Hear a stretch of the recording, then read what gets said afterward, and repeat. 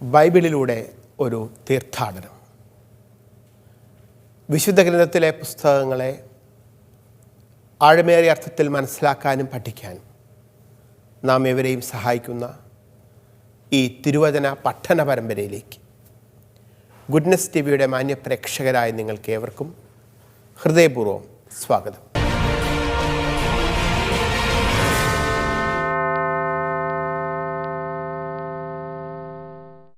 വിശുദ്ധ ഗ്രന്ഥത്തിലെ ചരിത്ര പുസ്തകങ്ങളിലൂടെയുള്ള ഒരു തീർത്ഥാടനമാണ് നാം നടത്തിക്കൊണ്ടിരുന്നത്.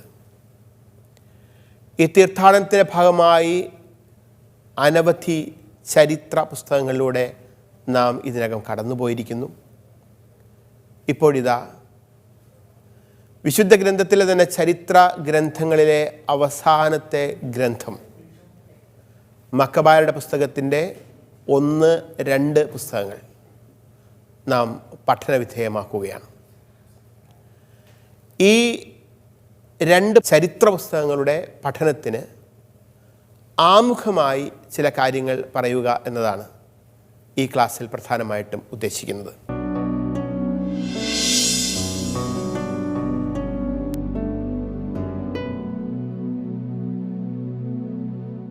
വിശുദ്ധ ഗ്രന്ഥത്തിലെ ചരിത്ര പുസ്തകങ്ങളിൽ ഏറ്റവും അവസാനത്തേതും ഉത്തര കാനോനിക ഗ്രന്ഥങ്ങളിൽ ഒന്നുമായ മക്കബായരുടെ പുസ്തകം, അതാണ് നമ്മൾ പഠനവിധേയമാക്കുന്നത്. വിശുദ്ധ ഗ്രന്ഥത്തിലെ ചരിത്ര പുസ്തകങ്ങളെക്കുറിച്ച് സൂചിപ്പിക്കുമ്പോൾ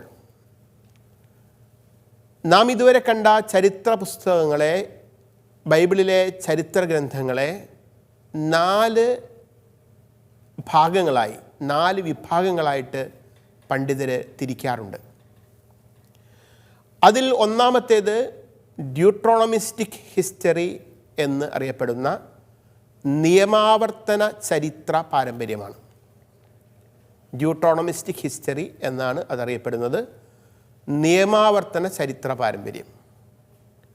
നാം ഇതിനകം കണ്ട ജോഷുവയുടെ പുസ്തകം, ന്യായാധിപന്മാരുടെ പുസ്തകം, സാമുവേൽ പ്രവാചന പുസ്തകത്തിൻ്റെ 1-2, രാജാക്കന്മാരുടെ 1-2 പുസ്തകങ്ങൾ, ഇതെല്ലാം ഡ്യൂട്രോണമിസ്റ്റിക് ഹിസ്റ്ററി അഥവാ നിയമാവർത്തന പാരമ്പര്യത്തിൻ്റെ ഭാഗമായിട്ട് വരുന്ന പുസ്തകങ്ങളാണ്. വിശുദ്ധ ഗ്രന്ഥത്തിലെ ചരിത്ര ഗ്രന്ഥങ്ങളിലെ 2ാമത്തെ വിഭാഗം അറിയപ്പെടുന്നത് ക്രോണിക്ലേഴ്സ് ഹിസ്റ്ററി എന്നാണ്. അതായത് ദിനവൃത്താന്ത ചരിത്ര പാരമ്പര്യം എന്ന് അറിയപ്പെടും. ദിനവൃത്താന്തകാരൻ്റെ കണ്ണുകളിലൂടെ ചരിത്രത്തിൻ്റെ പുനർവായന നടത്തുന്ന പാരമ്പര്യമാണ് ദിനവൃത്താന്ത ചരിത്രം എന്ന് അറിയപ്പെടുന്നത്. ദിനവൃത്താന്ത ചരിത്രത്തിൽ തീർച്ചയായിട്ടും നമുക്കറിയാം പ്രധാനമായും വരുന്ന പുസ്തകങ്ങൾ ദിനവൃത്താന്തങ്ങൾ തന്നെയാണ്. അതിനോട് ചേർത്ത് വായിക്കാവുന്ന മറ്റ് ചില പുസ്തകങ്ങളുണ്ട്. പ്രത്യേകിച്ചും യസ്ര, നെഹമിയ തുടങ്ങിയ പുസ്തകങ്ങളും ദിനവൃത്താന്ത ചരിത്രത്തിൻ്റെ ഭാഗമായിട്ട് വായിച്ച് മനസ്സിലാക്കപ്പെടുന്ന പുസ്തകങ്ങളാണ്. ബൈബിളിലെ ചരിത്ര പുസ്തകങ്ങളുടെ 3ാമത്തെ വിഭാഗം അറിയപ്പെടുന്നത് മിദ്രാഷിക് ഹിസ്റ്ററി എന്നാണ്. മിദ്രാഷിക ചരിത്ര പാരമ്പര്യം. മിദ്രാഷിക് ഹിസ്റ്ററിയിൽ പ്രധാനമായിട്ടും വരുന്ന പുസ്തകങ്ങൾ റൂത്തിൻ്റെ പുസ്തകം, തോബിത്തിൻ്റെ പുസ്തകം, എസ്തേറിൻ്റെ പുസ്തകം, യൂദിത്തിൻ്റെ പുസ്തകം എന്നിവയാണ്. ഈ ചരിത്രങ്ങളിലൂടെയൊക്കെ നമ്മൾ കടന്നുപോയിരിക്കുന്നതാണ്.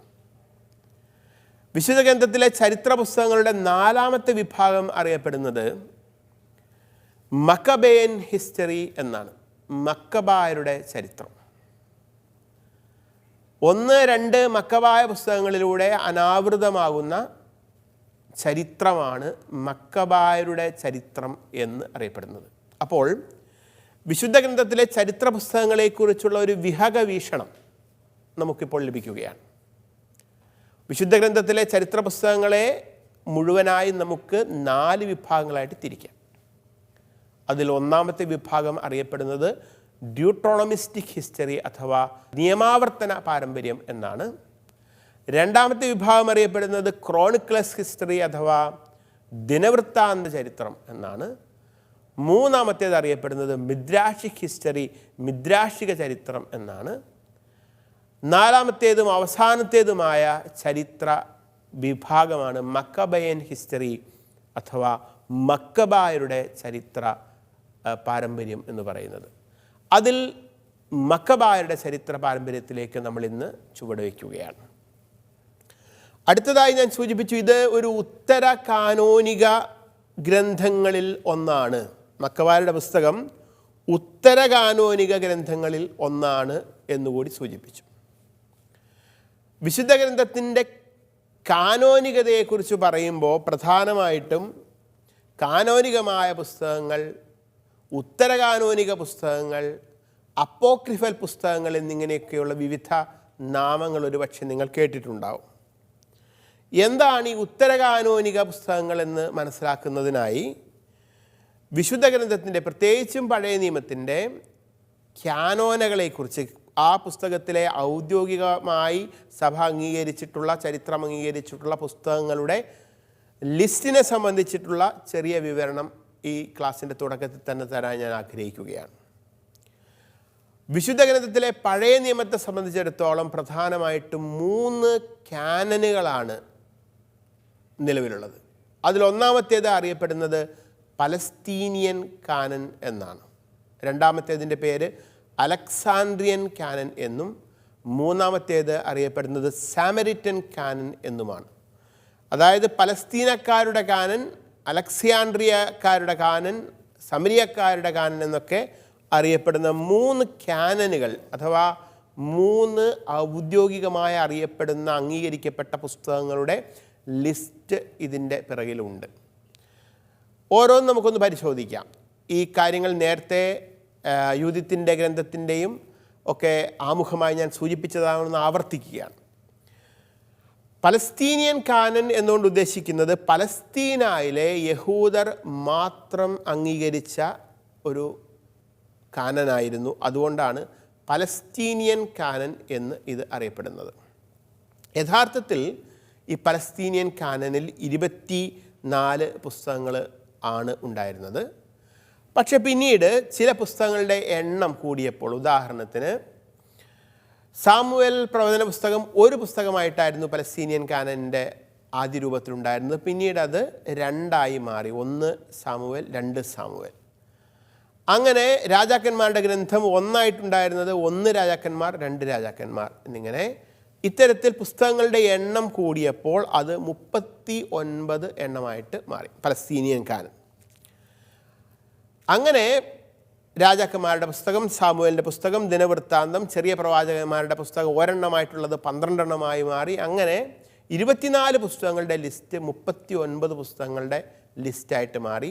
ഇങ്ങനെ 24 പുസ്തകങ്ങൾ അഥവാ 39 പുസ്തകങ്ങൾ അടങ്ങുന്ന ഒരു കാനനായിരുന്നു പലസ്തീനിയൻ കാനൻ അഥവാ പലസ്തീനയിലെ കാനൻ എന്ന് അറിയപ്പെടുന്നത്. ഈ പലസ്തീനയിലെ കാനൻ അനുസരിച്ച് പ്രധാനമായിട്ടും പഴയനിയമത്തിലെ പുസ്തകങ്ങളെ 3 വിഭാഗമായിട്ടാണ് തിരിച്ചിരുന്നത്. തോറ, നെബീം, കെത്തുബീം എന്ന് 3 വിഭാഗങ്ങളായിട്ടാണ് യഹൂദർ തിരിച്ചിരുന്നത്. തോറായിൽ തീർച്ചയായും നമുക്കറിയാം, തോറ എന്നതുകൊണ്ട് ഉദ്ദേശിക്കുന്നത് വിശുദ്ധ ഗ്രന്ഥത്തിലെ പഴയ നിയമത്തിലെ ആദ്യത്തെ 5 പുസ്തകങ്ങളാണ്. നമ്മൾ അവയെ വിളിക്കുന്നത് പഞ്ചഗ്രന്ഥം അല്ലെങ്കിൽ പഞ്ചഗ്രന്ഥി എന്നാണ്. പെൻഡറ്റൗക്ക് എന്ന് ഗ്രീക്ക് ഭാഷയിൽ അറിയപ്പെടുന്ന, ഹുമാഷ് എന്ന് ഹീബ്രു ഭാഷയിൽ അറിയപ്പെടുന്ന വിശുദ്ധ ഗ്രന്ഥത്തിലെ ആദ്യത്തെ 5 പുസ്തകങ്ങളാണ് ഈ തോറ എന്ന പേരിൽ യഹൂദരുടെ വിശുദ്ധ ഗ്രന്ഥത്തിൻ്റെ ഭാഗമായിട്ട് മാറിയത്. യഹൂദരുടെ വിശുദ്ധ ഗ്രന്ഥത്തിൻ്റെ രണ്ടാമത്തെ പ്രധാനപ്പെട്ട വിഭാഗമാണ് നെബീം, പ്രവാചക ഗ്രന്ഥങ്ങൾ എന്ന് അറിയപ്പെടുന്നവ. യഹൂദർ ഈ നെബീം എന്ന പ്രവാചക ഗ്രന്ഥങ്ങളെ വീണ്ടും 2ആയിട്ട് തിരിക്കുന്നുണ്ട്. നെബീം റിഷോണീം അഥവാ ഫോർമർ പ്രോഫറ്റ്സ്, മലയാളത്തിൽ പൂർവകാല പ്രവാചകന്മാർ എന്നും, നെബീം അഹറോണീം അഥവാ latter prophets or later prophets, പിൽക്കാല പ്രവാചകന്മാർ എന്നും. അതായത് പ്രവാചക ഗ്രന്ഥങ്ങളെ യഹൂദർ 2ആയി തിരിക്കുന്നു, നെബീമിനെ 2ആയിട്ട് തിരിക്കുന്നു, പൂർവകാല പ്രവാചകന്മാരെന്നും പിൽക്കാല പ്രവാചകന്മാരെന്നും. ഇതിൽ പൂർവകാല പ്രവാചകന്മാർ അഥവാ നെബീം റിഷോണീം എന്ന് പറയുന്ന ഗ്രന്ഥസമുച്ചയം സത്യത്തിൽ വ്യക്തികളല്ല, ചില ചരിത്ര ഗ്രന്ഥങ്ങൾ തന്നെയാണ്. ജോഷുവയുടെ പുസ്തകം, ന്യായാധിപന്മാരുടെ പുസ്തകം, സാമുവേലിൻ്റെ 2 പുസ്തകങ്ങൾ, രാജാക്കന്മാരുടെ 2 പുസ്തകങ്ങൾ, ഈ പുസ്തകങ്ങളെല്ലാം യഹൂദർ പ്രവാചക ഗ്രന്ഥങ്ങളുടെ ഭാഗമായിട്ടാണ് മനസ്സിലാക്കുന്നത്. അവയെ വിളിക്കുന്നത് നബീം റിഷോണീം അഥവാ ഫോർമർ പ്രോഫറ്റ്സ്, പൂർവ്വകാല പ്രവാചകന്മാർ എന്ന പേരിലാണ്. പിന്നീട് വരുന്നൊരു വിഭാഗം, ബാക്കിയുള്ള പ്രവാചകന്മാരുടെ മുഴുവൻ പുസ്തകങ്ങളെയും കൂടി ചേർത്ത് അവർ വിളിക്കുന്നത് പിൽക്കാല പ്രവാചകന്മാർ അഥവാ നബീം അഹറോണീം എന്നാണ്. ഈ പിൽക്കാല പ്രവാചകന്മാരിൽ തന്നെ നമുക്ക് വീണ്ടും രണ്ട് ഉപവിഭാഗങ്ങൾ കണ്ടെത്താനായിട്ട് സാധിക്കും. അത് മേജർ പ്രോഫറ്റ്സ്, അതോടൊപ്പം തന്നെ മൈനർ പ്രോഫറ്റ്സ്. വലിയ പ്രവാചകന്മാരും ചെറിയ പ്രവാചകന്മാരും. എന്തടിസ്ഥാനത്തിലാണ് ചില പ്രവാചകന്മാരെ വലിയ പ്രവാചകന്മാരെന്നും മറ്റു ചിലരെ ചെറിയ പ്രവാചകന്മാർ എന്നും വിളിക്കുന്നത് എന്ന് ചോദിച്ചാൽ അതിന് ഒറ്റ ഉത്തരമേ ഉള്ളൂ. ആ പുസ്തകത്തിൻ്റെ വലിപ്പം, the size of the book, അതായിരുന്നു അതിനുള്ള മാനദണ്ഡം. അപ്പോൾ തോറായെക്കുറിച്ച്, നബീമിനെക്കുറിച്ച് ഞാൻ നിങ്ങളോട് സൂചിപ്പിച്ചു. യഹൂദരുടെ ഗ്രന്ഥ വിഭജനമനുസരിച്ച് മൂന്നാമത് വരുന്ന വിശുദ്ധ ഗ്രന്ഥത്തിലെ ഭാഗം കെത്തുബീം എന്ന് ആണ് അറിയപ്പെടുന്നത്. മലയാളത്തിലേക്ക് ഭാഷാന്തരം ചെയ്യുമ്പോൾ ലിഖിതങ്ങൾ എന്ന് അവ അറിയപ്പെടുന്നു. ഈ കെത്തുബീം അഥവാ ലിഖിതങ്ങളുടെ ഭാഗമായിട്ടാണ് സങ്കീർത്തന പുസ്തകവും മറ്റ് ജ്ഞാനപുസ്തകങ്ങൾ, സുഭാഷിതങ്ങളും ജോബിൻ്റെ പുസ്തകവും ഉത്തമഗീതങ്ങളും ഒക്കെ ഉൾപ്പെടുന്ന ജ്ഞാനപുസ്തകങ്ങളെല്ലാം ഈ ഭാഗത്തിലാണ് വരുന്നത്. ഒരു കാര്യം ശ്രദ്ധിക്കുക, ഈ പലസ്തീനിയൻ കാനൻ അനുസരിച്ച് നമ്മുടെ വിശുദ്ധ ഗ്രന്ഥത്തിലുള്ള 7 പുസ്തകങ്ങൾ ഈ പുസ്തകങ്ങളുടെ എണ്ണത്തിൻ്റെ ഭാഗമായിട്ട് വരുന്നില്ല. ആ 7 പുസ്തകങ്ങൾ ഏതാണ് എന്ന് ഞാൻ അലക്സാണ്ട്രിയൻ കാനനെക്കുറിച്ച് പറയുമ്പോൾ സൂചിപ്പിക്കാം. ഉത്തരകാനോനിക ഗ്രന്ഥങ്ങൾ എന്ന് കത്തോലിക്കർ വിളിക്കുന്ന ജ്ഞാനം, 1-2 മക്കബായർ, യൂദിത്ത്, പ്രഭാഷകൻ, തോബിത്ത്, ബാറൂഖ് എന്നീ പുസ്തകങ്ങളും ദാനിയേലിൻ്റെയും എസ്തേറിൻ്റെയും ഗ്രന്ഥത്തിൻ്റെ ചില ഭാഗങ്ങളും ഈ പലസ്തീനിയൻ കാനൻ്റെ ഭാഗമായിട്ട് വരുന്നില്ല. അതാണ് ഞാൻ 7 പുസ്തകങ്ങളെക്കുറിച്ച് സൂചിപ്പിച്ചത്. അപ്പോൾ ഇന്ന് നമ്മുടെ വിശുദ്ധ ഗ്രന്ഥത്തിലുള്ള 7 പുസ്തകങ്ങളും മറ്റ് ചില പുസ്തകങ്ങളുടെ ചില ഭാഗങ്ങളും ഈ കാനൻ്റെ, പലസ്തീനിയൻ കാനൻ്റെ ഭാഗമായിട്ട് വരുന്നില്ല. രണ്ടാമത് വരുന്ന കാനൻ്റെ പേരാണ് അലക്സാണ്ട്രിയൻ കാനൻ എന്ന് അറിയപ്പെടുന്നത്. പലസ്തീനായ്ക്ക് പുറത്തുണ്ടായിരുന്ന യഹൂദർ, അവരെ വിളിക്കുന്നത് ദ ഡിയാസ്പൊറ ജ്യൂസ് എന്നാണ്. പലസ്തീനായുടെ ആ ഭൂവിഭാഗത്തിൻ്റെ പുറത്ത് താമസിച്ചിരുന്ന യഹൂദർ. അവർ ഉപയോഗിച്ചിരുന്നതും BC 250 പൂർത്തിയായതുമായ സപ്തതിയിൽ അഥവാ പഴയ നിയമത്തിൻ്റെ ഗ്രീക്ക് ഭാഷാന്തരത്തിൽ, ഗ്രീക്ക് വിവർത്തനത്തിൽ ഉൾപ്പെട്ട ഗ്രന്ഥങ്ങളുടെ കാനനാണ് അലക്സാണ്ട്രിയൻ കാനൻ എന്ന് അറിയപ്പെടുന്നത്. പഴയ നിയമ ഗ്രന്ഥങ്ങളുടെ ഗ്രീക്ക് പരിഭാഷയിലുള്ള ഗ്രീക്ക് വിവർത്തനം ആയിരുന്നു സപ്തതി എന്ന് മലയാളത്തിൽ പറയുന്ന സെപ്ത്വജിന്ത്. ഈ സെപ്ത്വജിന്തിൻ്റെ ഭാഗമായിട്ട് പലസ്തീനിയൻ കാനനിലെ 39 പുസ്തകങ്ങൾക്ക് പുറമെ 7 പുസ്തകങ്ങൾ കൂടി ഉണ്ടായിരുന്നു. ആ പുസ്തകങ്ങളെ ഉത്തരകാനോനിക ഗ്രന്ഥങ്ങൾ, ഡ്യൂട്രോ കാനോനിക്കൽ ബുക്സ് എന്ന പേരിൽ കൂടി അറിയപ്പെടുന്നുണ്ട്. ആ പുസ്തകങ്ങൾ ജ്ഞാനത്തിൻ്റെ പുസ്തകം, മക്കബായരുടെ 2 പുസ്തകങ്ങൾ, യൂദിത്ത്, പ്രഭാഷകൻ, തോബിത്ത്, ബാറൂഖ് എന്നീ പുസ്തകങ്ങളാണ്. അങ്ങനെ പലസ്തീനിയൻ കാനനിലെ 39 പുസ്തകങ്ങളും ഉത്തരകാനോനിക ഗ്രന്ഥങ്ങൾ എന്നറിയപ്പെടുന്ന 7 പുസ്തകങ്ങളും കൂടി ചേർന്ന് 46 പുസ്തകങ്ങൾ ഉൾപ്പെടുന്ന ഒരു കാനനാണ് അലക്സാണ്ട്രിയൻ കാനൻ എന്ന് അറിയപ്പെടുന്നത്. ഈ അലക്സാണ്ട്രിയൻ കാനനിൽ പ്രധാനമായിട്ടുമുള്ള 4 വിഭാഗങ്ങളാണ്, ഉപവിഭാഗങ്ങളാണുള്ളത്. ഒന്നാമത്തേത് അറിയപ്പെടുന്നത് പെൻഡറ്റൗക്ക് അഥവാ പഞ്ചഗ്രന്ഥങ്ങൾ എന്നാണ്. രണ്ടാമത് നമുക്ക് ഹിസ്റ്റോറിക്കൽ ബുക്സ് അഥവാ ചരിത്ര ഗ്രന്ഥങ്ങളുണ്ട്. മൂന്നാമത് നമ്മൾ കാണുന്നത് വിസ്ഡം ബുക്സ് അഥവാ ജ്ഞാനഗ്രന്ഥങ്ങളാണ്. പിന്നീട് ഡ്യൂട്രോ കാനോനിക്കൽ ബുക്സ് അഥവാ ഉത്തര കാനോനിക ഗ്രന്ഥങ്ങൾ എന്നറിയപ്പെടുന്ന 7 ഗ്രന്ഥങ്ങളുണ്ട്. ഞാൻ ആവർത്തിക്കുകയാണ്. അവയുടെ പേര് തോബിത്ത്, യൂദിത്ത്, വിസ്ഡം അഥവാ ജ്ഞാനം, എക്ലേസ്യാസസ് ഓർ സീറാക്ക്, ബാറൂക്ക്, 1 മക്കബായർ, 2 മക്കബായർ, അങ്ങനെ 7 ഉത്തര കാനോനിക ഗ്രന്ഥങ്ങളുണ്ട്. പിന്നീട് അവസാനം പ്രവാചക ഗ്രന്ഥങ്ങൾ, 4 വലിയ പ്രവാചകന്മാരും 12 ചെറിയ പ്രവാചകന്മാരും ഉൾപ്പെടെയുള്ള പ്രവാചക ഗ്രന്ഥങ്ങൾ കൂടി ഇതിൻ്റെ ഭാഗമാണ്. അങ്ങനെ പഞ്ചഗ്രന്ഥിയിൽ 5ഉം ചരിത്രഗ്രന്ഥങ്ങളിൽ 12ഉം ജ്ഞാനഗ്രന്ഥങ്ങളിൽ 5ഉം ഉത്തരകാനോനിക ഗ്രന്ഥങ്ങളിൽ 7ഉം പ്രവാചക ഗ്രന്ഥങ്ങളിൽ 17ഉം ഉൾപ്പെടെ 46 ഗ്രന്ഥങ്ങൾ ഉൾപ്പെടുന്ന ഗ്രന്ഥസമുച്ചയമാണ് അലക്സാൻഡ്രിയൻ കാനൻ്റെ ഭാഗമായിട്ട് ഉള്ളത്. എന്തുകൊണ്ട് നമ്മുടെ കത്തോലിക്കനായ ഞാൻ ഉപയോഗിക്കുന്ന എൻ്റെ വിശുദ്ധ ഗ്രന്ഥത്തിൽ 46 പുസ്തകങ്ങൾ പഴയ നിയമത്തിലും 27 പുസ്തകങ്ങൾ പുതിയ നിയമത്തിലുമായി 73 പുസ്തകങ്ങളുണ്ട്? ഒരുപക്ഷെ എൻ്റെ വീടിനടുത്ത് താമസിക്കുന്ന വ്യക്തിയുടെ കയ്യിൽ, പ്രത്യേകിച്ചും പ്രൊട്ടസ്റ്റൻ്റ് പെന്തക്കോസ്താ വിഭാഗത്തിലൊക്കെ പെട്ട ആളുകളുടെ കയ്യിലുള്ള ബൈബിളിൽ എന്തുകൊണ്ടാണ് 66 പുസ്തകങ്ങൾ മാത്രമുള്ളത് എന്ന ചോദ്യത്തിന് ഇപ്പോൾ നിങ്ങൾക്ക് ഉത്തരം കിട്ടിയിട്ടുണ്ടാകും എന്ന് ഞാൻ കരുതുന്നു.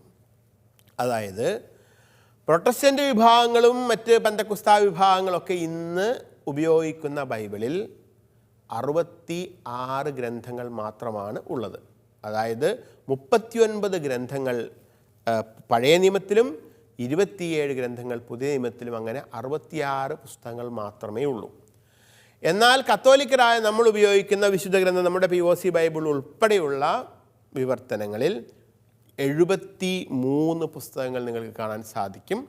പഴയ നിയമത്തിൽ 46ഉം പുതിയ നിയമത്തിൽ 27ഉം. അതായത് പുതിയ നിയമത്തിലെ പുസ്തകങ്ങളുടെ എണ്ണത്തിൽ പ്രശ്നങ്ങളില്ല, വ്യത്യാസങ്ങളില്ല. അതേസമയം പഴയ നിയമത്തിൻ്റെ പുസ്തകങ്ങളുടെ എണ്ണത്തിൽ വ്യത്യാസമുണ്ട്. പ്രൊട്ടസ്റ്റൻ്റുകാരും പെന്തക്കോസ്താക്കാരും യഹൂദരൊക്കെ ഉപയോഗിക്കുന്ന പഴയ നിയമഗ്രന്ഥത്തിൽ 39 ഗ്രന്ഥങ്ങൾ മാത്രമേ ഉള്ളൂ. എന്നാൽ നമ്മുടെ കത്തോലിക്കരുടെ വിശുദ്ധ ഗ്രന്ഥത്തിൽ 46 പുസ്തകങ്ങളുണ്ട്. അതിനുള്ള കാരണം 7 പുസ്തകങ്ങൾ, ഉത്തരകാനോനിക ഗ്രന്ഥങ്ങൾ എന്നറിയപ്പെടുന്ന 7 പുസ്തകങ്ങൾ കൂടി നമ്മുടെ വിശുദ്ധ ഗ്രന്ഥത്തിൻ്റെ ഭാഗമാണ്. ആ 7 പുസ്തകങ്ങളുടെ പേര് ഞാൻ ഒരിക്കൽ കൂടി ആവർത്തിക്കുകയാണ്. ജ്ഞാനം, 1 മക്കബായർ, 2 മക്കബായർ, യൂദിത്ത്, പ്രഭാഷകൻ, തോബിത്ത്, ബാറൂക്ക്. ഈ 7 പുസ്തകങ്ങളാണ്. ഈ 7 പുസ്തകങ്ങളിൽ പെടുന്ന 2 പുസ്തകങ്ങളാണ് 1 മക്കബായർ, 2 മക്കബായർ. അതുകൊണ്ടാണ് ഞാൻ ഇത്രയും ദീർഘമായ ഒരു ഇൻട്രൊഡക്ഷൻ, ഒരു ആമുഖം മക്കബായരുടെ പുസ്തകം നമ്മൾ പഠിക്കുന്നതിൻ്റെ ഭാഗമായി ഈ ഉത്തര കാനോനിക ഗ്രന്ഥങ്ങളെക്കുറിച്ച് നിങ്ങൾക്ക് നൽകിയത്. അപ്പോൾ ചുരുക്കത്തിൽ പറഞ്ഞ കാര്യത്തെ ഒന്ന് ഹ്രസ്വമായിട്ട് ഒന്നുകൂടി അവതരിപ്പിക്കാം.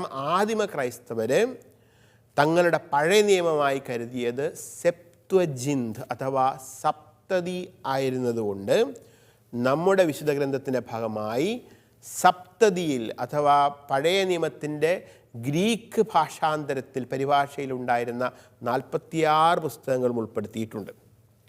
1947 പലസ്തീനയിലെ ഖുംറാനിൽ കണ്ടെത്തിയ ഖുംറാൻ സ്ക്രോൾസ് എന്നറിയപ്പെടുന്ന ഖുംറാനിലെ രേഖകളിൽ ഈ ഉത്തര കാനോനിക ഗ്രന്ഥങ്ങളുടെയും അഥവാ ജ്ഞാനത്തിൻ്റെ പുസ്തകം, മക്കബായരുടെ 2 പുസ്തകങ്ങൾ, യൂദിത്ത്, പ്രഭാഷകൻ, തോബിത്ത്, ബാറൂക്ക് എന്നീ ഗ്രന്ഥങ്ങളുടെയും മൂലകൃതികൾ കണ്ടെത്തിയിട്ടുണ്ട് എന്നത് വലിയ അത്ഭുതകരമായ കാര്യമാണ്. അതായത് സത്യത്തിൽ ഈ പുസ്തകങ്ങളും 7 പുസ്തകങ്ങളും വിശുദ്ധ ഗ്രന്ഥത്തിൻ്റെ ഭാഗമായിരുന്നു എന്ന് 1947 ഖുംറാൻ രേഖകളുടെ, ഖുംറാൻ ചുരുളുകളുടെ കണ്ടുപിടുത്തത്തിലൂടെ നമുക്ക് മനസ്സിലാവുകയാണ്. അതായത് കൂടുതൽ വാല്യൂ അലക്സാൻഡ്രിയൻ കാനനാണ്.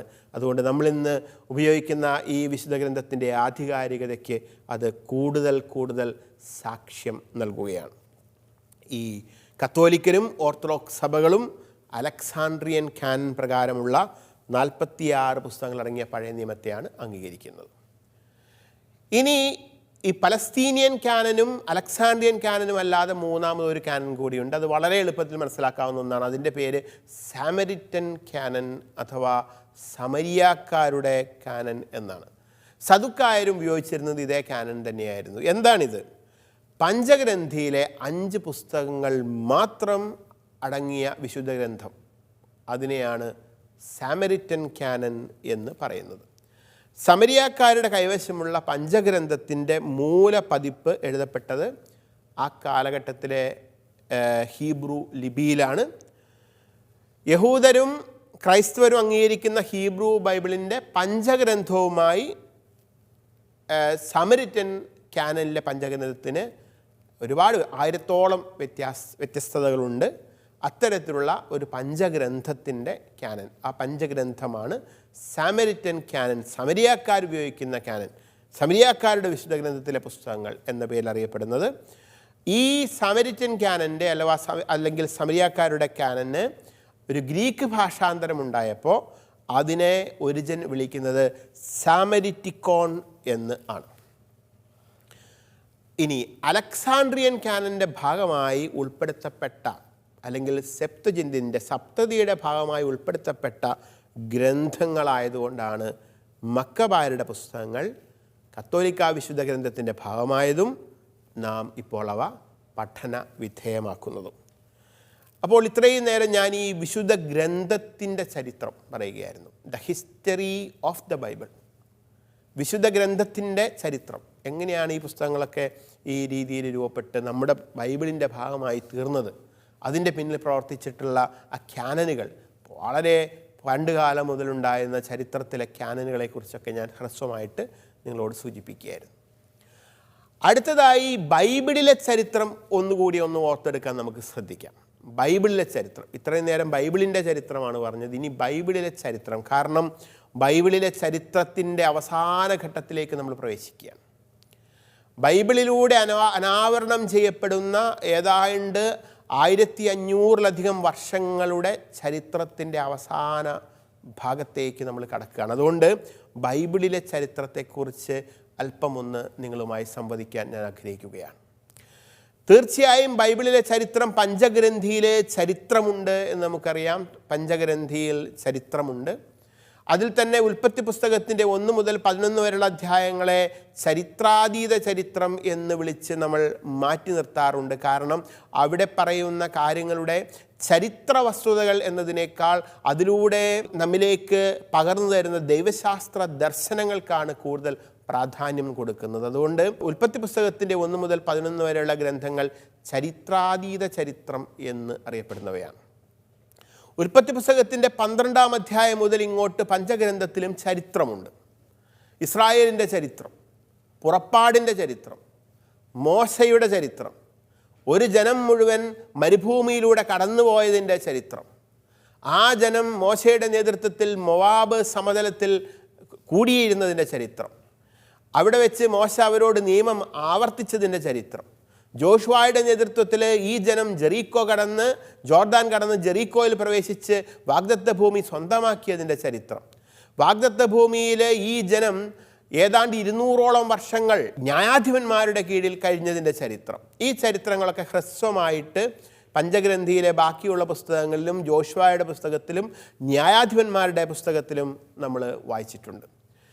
ഈ ചരിത്രത്തിൻ്റെ വഴിയിലൂടെ നമ്മൾ കടന്നു പോകുമ്പോൾ പിന്നീട് വരുന്ന പ്രധാനപ്പെട്ട ഒരു ചരിത്ര ഭാഗം നമ്മൾ കണ്ടെത്തുന്നത് സാമുവേലിൻ്റെ പുസ്തകത്തിലാണ്. സാമുവേലിൻ്റെ 1-ാം പുസ്തകത്തിൻ്റെ 8-ാം അധ്യായത്തിൽ നമ്മൾ കാണുന്നു, ജനം സാമുവേൽ പ്രവാചകനോട് ഒരു രാജാവിനെ ആവശ്യപ്പെടുകയാണ്. ഞങ്ങൾക്ക് ഒരു രാജാവിനെ വേണം, വി വോണ്ട് എ കിങ്. ഞങ്ങളുടെ കൂടെ ഞങ്ങളുടെ അയൽവക്കക്കാരായി താമസിക്കുന്ന എല്ലാ ജനവിഭാഗങ്ങൾക്കും രാജ്യങ്ങൾക്കുമെല്ലാം രാജാക്കന്മാരുണ്ട്, അതുപോലെ ഒരു രാജാവിനെ ഞങ്ങൾക്ക് തരണം എന്ന് 1 സാമുവേൽ 8-ാം അധ്യായത്തിൽ ജനം ആവശ്യപ്പെടുന്നിടത്ത് ഇസ്രായേലിൻ്റെ പുതിയ ഒരു ചരിത്രം കുറിക്കപ്പെടുകയാണ്, രാജവംശങ്ങളുടെ ചരിത്രം. അതുവരെ ദൈവം മാത്രമായിരുന്നു രാജാവ് എന്ന് കരുതിയിരുന്ന ആ ജനം വീണ്ടും ഞങ്ങൾക്ക് മറ്റൊരു രാജാവിനെ വേണം എന്നാവശ്യപ്പെടുമ്പോൾ ആ ജനത്തിൻ്റെ ദുശാഠ്യത്തിന് മുൻപിൽ ദൈവവും സാമുവേൽ പ്രവാചകനും വിട്ടുവീഴ്ച നടത്തുകയും അവർക്ക് രാജാധികാരത്തിൻ്റെ ഒരു ചരിത്രം ആരംഭിക്കുകയും ചെയ്യാം. അങ്ങനെ ആ രാജാധികാരത്തിൻ്റെ ചരിത്രത്തിൻ്റെ തുടക്കം സാവൂൾ എന്ന് പറയുന്ന രാജാവിലൂടെയായിരുന്നു. അതിനുശേഷം അദ്ദേഹത്തിൻ്റെ പുത്രൻ ഇഷ്ബൊഷേത്ത് എന്നുകൂടി അറിയപ്പെടുന്ന യശ്ബാൽ കേവലം 3 മാസങ്ങളോളം ഭരണത്തിൽ വരുന്നു. അതിനുശേഷം ഇസ്രായേലിൻ്റെ ചരിത്രത്തിലെ ഏറ്റവും മഹാനായ രാജാവ് ദാവീദ് രാജാവിൻ്റെ ചരിത്രം തുടങ്ങുകയാണ്. ഈ ചരിത്രം മുഴുവൻ നമ്മൾ കാണുന്നത് സാമുവേൽ പ്രവാചകൻ്റെ 1-2 പുസ്തകങ്ങളിലാണ്. അതിനുശേഷം ദാവീദിൻ്റെ ഭരണകാലത്തെക്കുറിച്ചുള്ള ചരിത്രം, ദാവീദിൻ്റെ മരണം, ദാവീദിൻ്റെ ഭരണകാലത്തിന് ശേഷം ഭരണമേറ്റെടുക്കുന്ന അദ്ദേഹത്തിൻ്റെ പുത്രൻ സോളമൻ രാജാവിൻ്റെ ചരിത്രം, ഈ സോളമൻ രാജാവിൻ്റെ മരണത്തിന് ശേഷം രാജ്യം 2 കഷ്ണങ്ങളായി മാറുന്നത്, വടക്ക് ഭാഗത്ത് ഇസ്രായേൽ എന്ന പേരിൽ ഒരു വടക്കൻ രാജ്യവും തെക്ക് ഭാഗത്ത് 2 ഗോത്രങ്ങൾ മാത്രം ചേർന്ന് യൂദയ എന്ന പേരിൽ ഒരു രാജ്യവും സ്ഥാപിച്ചുകൊണ്ട് മഹത്തായ ഇസ്രായേൽ എന്ന രാഷ്ട്രം 2 കഷ്ണങ്ങളായി 2 ഭാഗങ്ങളായി മാറുന്ന ചരിത്രമാണ് 1 രാജാക്കന്മാർ 2 രാജാക്കന്മാർ എന്നീ ഗ്രന്ഥങ്ങളിലൂടെ നമ്മൾ കാണുന്നത്.